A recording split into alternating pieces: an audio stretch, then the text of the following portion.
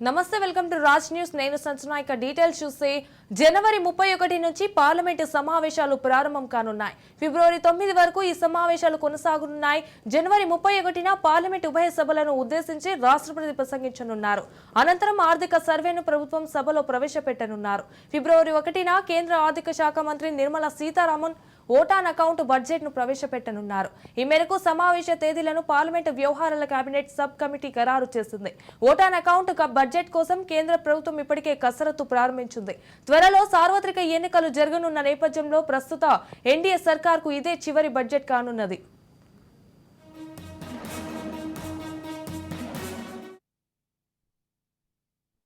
త్వరలోనే లోక్సభ అసెంబ్లీ ఎన్నికలు జరుగుతున్న నేపథ్యంలో ఈసీ కీలక నిర్ణయం తీసుకుంది. ఏపీలో ప్రభుత్వ టీచర్లను ఎన్నికల విధుల్లోకి తీసుకోవాలని నిర్ణయించింది. ఎన్నికల విధులకు సచివాలయ సిబ్బంది సరిపోరని, ఉపాధ్యాయులను ఎన్నికల విధుల్లోకి తీసుకోవాలని ఈసీ సూచించారు. ఈ నేపథ్యంలో రాష్ట్ర ఎన్నికల ప్రధానాధికారి ఆదేశాలతో టీచింగ్, నాన్ టీచింగ్ సిబ్బంది వివరాలను డీఈఓలు సేకరిస్తున్నారు.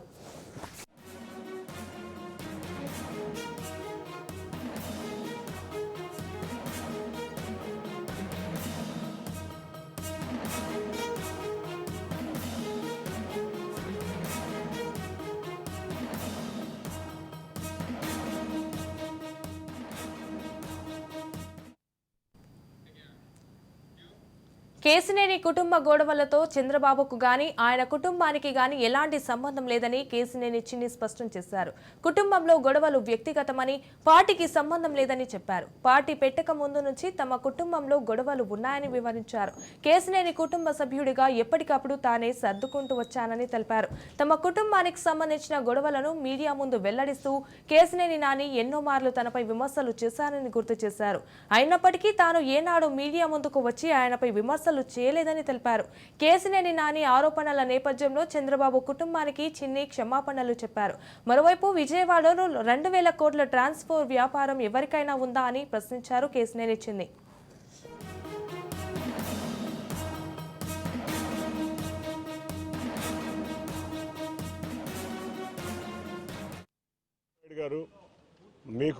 మేము మా కుటుంబ సభ్యులందరూ తరపున మేము సారీ చెప్తున్నాం. ఎందుకంటే నిజంగా మా ఇబ్బందులని తీసుకొచ్చి మీరు పెట్టారని ఆయన వ్యాఖ్యానించడం చాలా దురదృష్టకరం. అంతేకాకుండా ఆయన ఒక విషయం చెప్పారు, నారా లోకేష్ గారి స్థాయి ఏంటని. మన కుటుంబం స్థాయి ఆ కుటుంబాలని విమర్శించే స్థాయి కాదు, మనం ఆయన్ని విమర్శించే స్థాయిలో మనం లేవు. ఇవాళ విజయవాడ నగరంలో ఒక హెచ్సిఎల్ వచ్చింది, లేకపోతే రకరకాల సాఫ్ట్వేర్ సంస్థలు వచ్చినాయి అంటే ఆ లోకేష్ గారి హయాంలోనే వచ్చినాయి. నిజంగా నేను జగనన్న తోడు పథకం దేశానికి ఆదర్శమని, నిరుపేద చిరు వ్యాపారులు, హస్త కళాకారులు, సంప్రదాయ చేతి వృత్తుల వారు ఆర్థికంగా నిలదొక్కునేలా చేస్తుందని సీఎం జగన్ చెప్పారు. తాడేపల్లిలోని క్యాంపు కార్యాలయంలో 8వ విడత జగనన్న తోడు పథకం కింద నిధులను బటన్ నొక్కి విడుదల చేశారు. మొత్తం 16,73,576 మంది లబ్ధిదారులు. ఈ విడతలో వడ్డీ రియంబర్స్మెంట్ కింద 5.81 లక్షల మంది లబ్ధిదారులకు 13.64 కోట్లు చెల్లించనున్నారు. పూర్తి వడ్డీ భారాన్ని ప్రభుత్వమే భరిస్తూ 3.95 లక్షల మందికి ఒక్కొక్కరికి 10,000, అంతకు పైన కలిపి 417.94 కోట్ల వడ్డీ లేని రుణాలను ప్రభుత్వం అందిస్తోంది.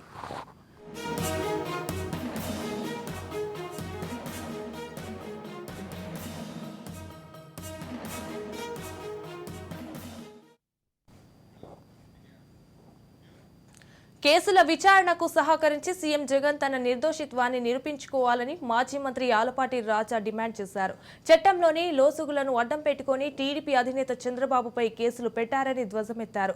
లేని ఇన్నర్ రింగ్ రోడ్డులో ఏదో అవినీతి జరిగిందని వేసిన కేసును చూసి న్యాయ నిపుణులే ఆశ్చర్యపోతున్నారన్నారు. వివేక హత్య కేసులో ఎంపీ అవినాష్ రెడ్డిని అరెస్ట్ చేయడానికి సీబీఐ వస్తే అడ్డుకోలేదా? చంద్రబాబు తప్పు చేశారని నిరూపించడం వైఎస్ వల్లే కాలేదు. ఈ సీఎం వల్ల ఏమవుతుంది అని ప్రశ్నించారు. తనపై పెద్ద ఎత్తున కేసులున్నా కోర్టుకు వెళ్లకుండా జగన్ కాలయాపన చేస్తున్నారు. కోర్టుకు వెళ్లేందుకు సమయమే లేదంటూ అని విమర్శలు చేశారు.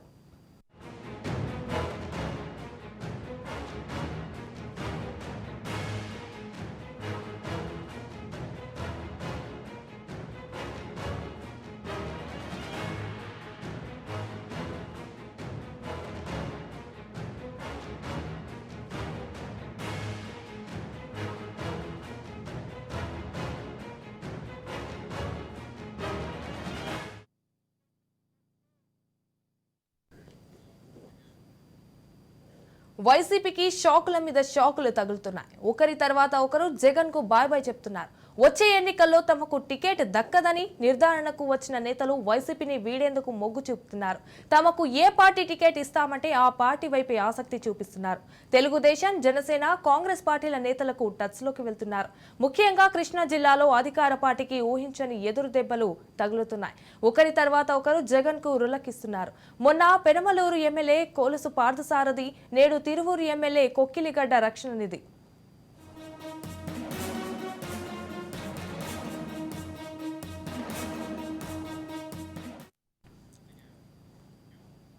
వైఎస్ షర్మిల కడప నుంచి ఎంపీగా పోటీ చేయనున్నట్లు తెలుస్తోంది. వైసీపీ ఎంపీ అవినాష్ రెడ్డికి బలమైన అభ్యర్థి షర్మిలానేని ఆమె అనుచరులు చెబుతున్నారు. మరోవైపు షర్మిల కడప నుంచే పోటీ చేయాలని కాంగ్రెస్ అధిష్టానం కూడా సంకేతాలు ఇచ్చినట్లు తెలుస్తోంది.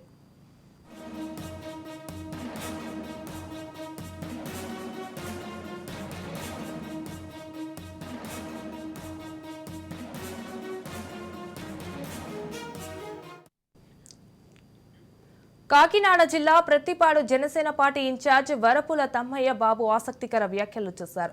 మాజీ మంత్రి ముద్రగడ పద్మనాభంని కలిశానని, జనసేన పార్టీ తరపున ప్రత్తిపాడు నియోజకవర్గం ఎమ్మెల్యేగా పోటీ చేయమని అభ్యర్థించానన్నారు. ఎమ్మెల్యే టికెట్ ముద్రగడకి కేటాయిస్తే అధిక మెజారిటీతో నెగ్గిస్తామన్నారు. ముద్రగడ సంక్రాంతి తర్వాత జనసేనలో చేరే అవకాశం ఉందని, ఇలాంటి బలమైన నేత పార్టీకి ఎంతో అవసరమన్నారు. ముద్రగడను ప్రత్తిపాడు నియోజకవర్గం ఎమ్మెల్యేగా గెలిపిస్తే నియోజకవర్గం అభివృద్ధి చెందుతుందన్నారు. మరి నేను ఆయన్ని పొద్దున్న వెళ్ళి కలిసి నా యొక్క అభిప్రాయం చెప్పడం జరిగింది. మరి ఖచ్చితంగా ఆయన ఇక్కడ నుంచి పోటీ చేస్తారని చెప్పేసి కూడా నేను అనుకుంటున్నాను. ఆయన పోటీ చేస్తే మరి సోదరు నియోజకవర్గంలో ఉన్న సోదరులందరూ కూడా మరి ఖచ్చితంగా పద్మనాభం గారికి మద్దతు తెలిపి అక్కడ మెజారిటీతో గెలిపిస్తే ఆయన రాష్ట్రంలో మరొక ఉన్నత పదవిని కూడా చేపడతారు. ఆ పదవి ద్వారా మన నియోజకవర్గం బాగుపడుతుంది, మనం కూడా బాగుపడతామని చెప్పేసి ఈ సందర్భంగా తెలియజేస్తూ మరి ఖచ్చితంగా పద్మనాభం గారు మంచి నిర్ణయం తీసుకుని మమ్మల్ని అందరినీ కూడా ఆనందపరుస్తారని చెప్పేసి తెలియజేస్తూ కడప జిల్లా రాజంపేట స్థానం అభ్యర్థిని నిలబెట్టడంపై వైసీపీ సందిగ్ధత కొనసాగుతోంది. సిట్టింగ్ ఎమ్మెల్యే మేడాను తప్పించి ఆకేపాటి అమర్నాథ్ రెడ్డికి సీటు ఇచ్చే అవకాశం కనిపిస్తోంది. దీనితో మేడా సోదరులు తీవ్ర అసంతృప్తిలో ఉన్నట్లు సమాచారం.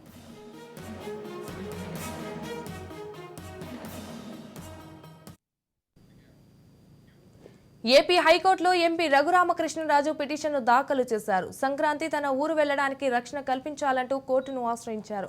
పోలీసులు ఇప్పటికే తనపై 11 కేసులు పెట్టారని, మరో కేసు పెట్టే అవకాశం ఉందని రఘురామ్ కోర్టుకు తెలిపారు.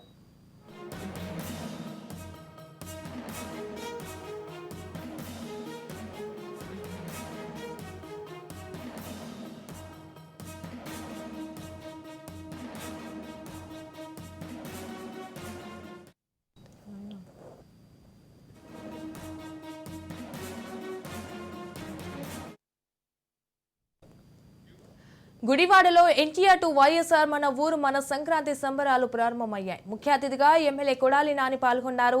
ఎద్దులకు పూజ కార్యక్రమాలు నిర్వహించి ఎడ్ల బండలుగాడు ప్రదర్శనతో పాటు కోడి పందాలు, ముగ్గుల పోటీలను నిర్వహించి కొడాలి నాని రాష్ట్ర ప్రజలందరికీ సంక్రాంతి శుభాకాంక్షలు తెలిపారు.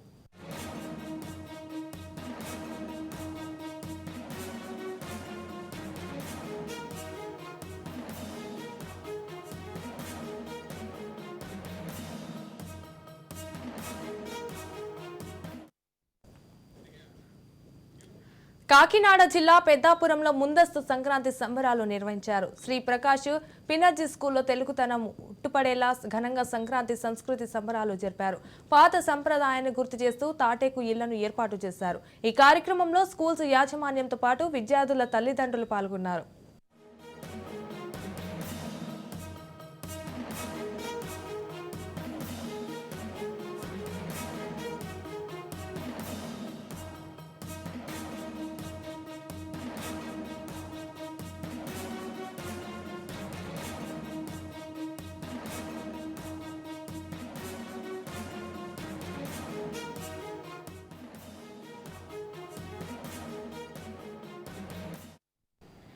ఆధ్యాత్మిక వారసత్వానికి సజీవ సాక్ష్యంగా రామ మందిర నిర్మాణం కొలువుదీరుతోంది.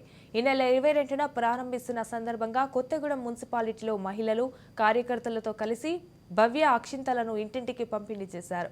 ప్రపంచానికి చాటేలా అయోధ్యలో రామ మందిరం నిలిచిపోనున్నదని బీజేపీ శ్రేణులు శ్రీరాముని ఆశీస్సులు అందరిపై ఉండాలని కోరారు.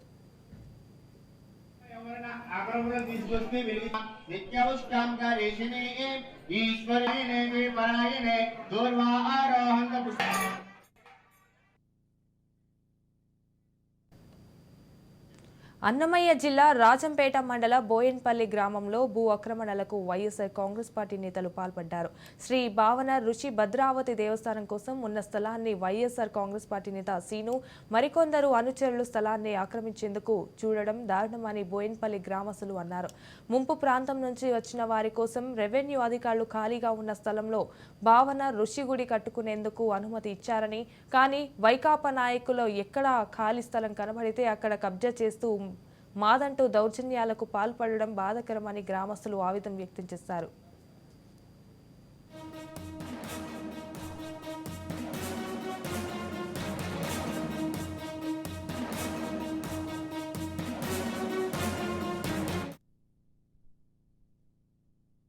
కిందట సోమశిల మనో ప్రాంతం నుంచి బ్యాక్ వాటర్ కింద కొత్త బోయినపల్లి గ్రామానికి వచ్చి నివాసం ఉంటున్నాము. మా కులదైవమైనటువంటి భావనవర్షి భద్రావతి దేవస్థానానికి గతంలో మా పెద్దలు వారం ఉన్నటువంటి స్థలాలను దేవస్థానానికి చెప్పి మాకు మంజూరు చేసి ఉన్నారు, ఈ ఎంఆర్ఓ వాళ్ళ తరఫున కూడా.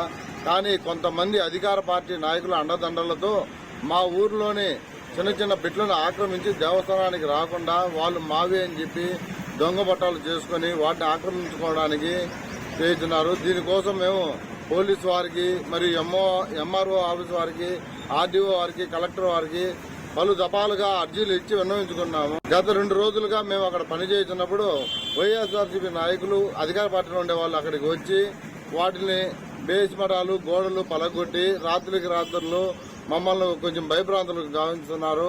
కావున దయ ఉంచి ఇలాంటి సంఘటనలు మళ్ళా పునరావృతం కాకుండా చేయవలసిందిగా కోరుతున్నాం. నాయకులందరికీ కూడా చెప్పున్నాము, వాళ్ళు కూడా సానుకూలంగా స్పందించారు. కానీ అధికార నాయకుల అండదండలతో కానల్లో ఉండేటువంటి బిడ్డను వాళ్ళ దౌర్జన్యానికి అనుకూలంగా నాయకులతో కలిసి మా బోయినపల్లికి సంబంధించినటువంటి దేవస్థానానికి సంబంధించిన స్థలాలను ఆక్యుపై చేసి మమ్మల్ని పార్లమెంట్ ఎన్నికల నేపథ్యంలో నియోజకవర్గాల వారీగా సమీక్షలు నిర్వహించేందుకు పార్టీ హైకమాండ్ సీఎం రేవంత్ రెడ్డితో పాటు సమన్వయకర్తలను సమీక్షల కోసం ఢిల్లీకి ఆహ్వానించింది. ఈ క్రమంలో డిప్యూటీ సీఎం బట్టి విక్రమార్కతో పాటు ఇతర మంత్రులు ఢిల్లీకి వెళ్లారు. అయితే పలు కారణాల వలన సీఎం రేవంత్ రెడ్డి ఢిల్లీ టూర్ రద్దయింది. దీంతో మొట్టమొదటి పార్లమెంటు సమీక్ష సమావేశానికి సీఎం రేవంత్ రెడ్డి దూరమయ్యారు. పార్లమెంటు ఎన్నికలపై తన అభిప్రాయాన్ని అధిష్టానానికి ఇప్పటికే తెలిపినందున రేవంత్ ఢిల్లీ పర్యటన రద్దు అయినట్లుగా తెలుస్తోంది. సీఎం షెడ్యూల్లో సైతం ఢిల్లీ టూర్ లేదంటున్న సీఎంఓ వర్గాలు ప్రకటించాయి. ఎమ్మెల్సీ అభ్యర్థుల అంశంపై కూడా ఇప్పటికే అధిష్టానంతో చర్చించి అనుమతి తీసుకున్నారని కాంగ్రెస్ వర్గాలు చెబుతున్నాయి.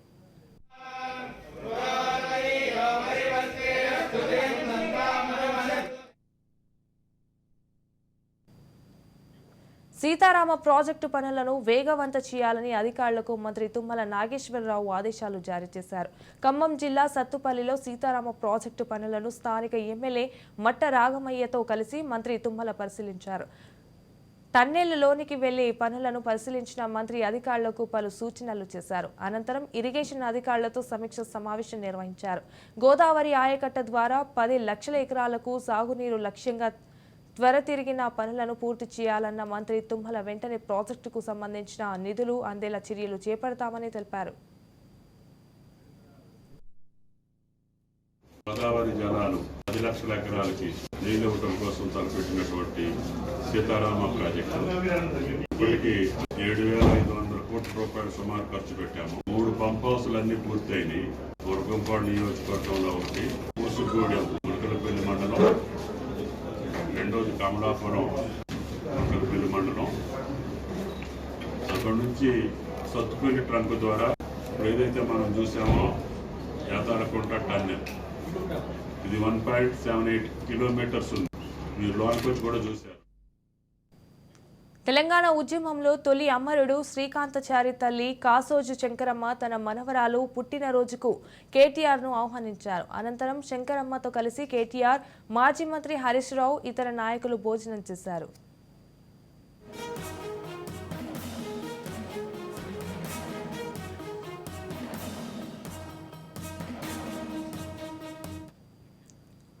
పార్లమెంట్ ఎన్నికల ముందు బీజేపీకి షాక్ తగిలింది. బీజేపీకి విక్రమ్ గౌడ్ రాజీనామా చేశారు. పార్టీలో కొత్త వారిని అంటారని వారిగా చూస్తున్నారని ఆవేదన వ్యక్తం చేశారు. క్రమశిక్షణకు మారు పేరు అంటూనే పెద్ద నాయకులు కొట్టుకుంటున్నారని ఫైర్ అయ్యారు. ఏం ఆశించకుండా పనిచేసినా గుర్తింపు ఇవ్వడం లేదన్నారు. గ్రూపు రాజకీయాల్లో ఉంటేనే పార్టీలో మనుగడ ఉందన్నారు. ప్రజాబలం లేని వారికి పెద్దపీట వేస్తూ వారి కింద పని చేయాలంటున్నారని చెప్పారు.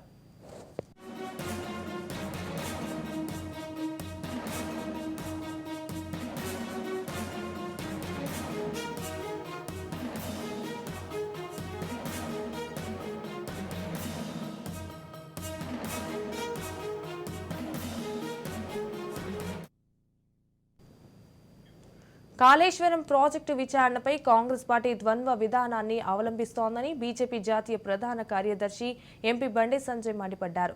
కాళేశ్వరం ప్రాజెక్టు నిర్మాణంలో 1,00,000 కోట్ల అవినీతికి బీఆర్ఎస్ ప్రభుత్వం పాల్పడిందని చెప్పిన కాంగ్రెస్ నేతలు నేడు అందుకు భిన్నంగా మేడిగడ్డ బ్యారేజీ నిర్మాణంపైన జ్యుడిషియల్ విచారణ కోరడం సిగ్గుచేటన్నారు.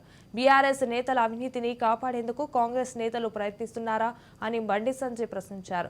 కాంగ్రెస్ ప్రభుత్వం కోరితే మొత్తం కాళేశ్వరం ప్రాజెక్టు నిర్మాణంలో జరిగిన అవకతవకలపై సిబిఐ విచారణ జరిపించేందుకు కేంద్ర ప్రభుత్వం సిద్ధంగా ఉందని బండి సంజయ్ చెప్పారు. రాష్ట్ర ప్రయోజనాల కోసం కాంగ్రెస్ ప్రభుత్వానికి సహకరించేందుకు తాము సిద్ధమని బండి సంజయ్ అన్నారు. స్వామి వివేకానంద వారి జయంతి సందర్భంగా అనేక కార్యక్రమాలను దేశవ్యాప్తంగా అఖిల భారతీయ విద్యార్థి పరిషత్ నిర్వహిస్తా ఉన్నది. మనందరూ తెలుసు స్వామి వివేకానంద వారి యొక్క చరిత్ర. కేవలం కొన్ని విషయాలను మాత్రమే గతం నుంచి కూడా ప్రచారంలో తీసుకుని నిజమైన స్వామి వివేకానంద వారి యొక్క చరిత్రను ఈ సమాజానికి అందించాల్సిన బాధ్యత ప్రతి భారతీయుడి మీద ఉన్నది. వాళ్ళ అమెరికా ఆ దేశం అయిపోయింది. అమెరికాను కనుగొన్నది కొలంబస్ అయితే అమెరికా ప్రజల యొక్క వాళ్ళ యొక్క ఆత్మవిశ్వాసాన్ని పెంపొందించినటువంటి గొప్ప వ్యక్తి స్వామి వివేకానంద అని చెప్పారు.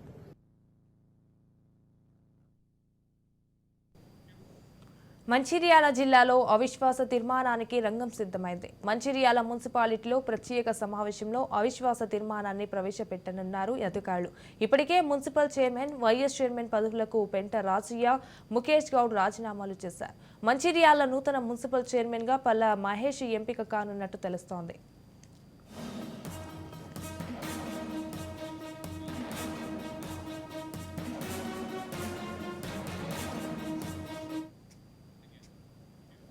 మొత్తం 13 మంది డైరెక్టర్లకు గాను 11 మంది అవిశ్వాస తీర్మానించారు. పిఎస్ఎస్ వి వెంకటరాయపాలెం సంఘం అధ్యక్షులుగా ప్రస్తుతం కొనసాగుతున్నారు. ఖమ్మం డీసీసీబీ చైర్మన్ పై నమ్మకం, విశ్వాసము కోల్పోయామని, మాకు అందుబాటులో ఉండడం లేదని, అయోధ్యాయకుడు కాదని భావించామని డైరెక్టర్లు తెలిపారు. ఈ సందర్భంగా వి వెంకట్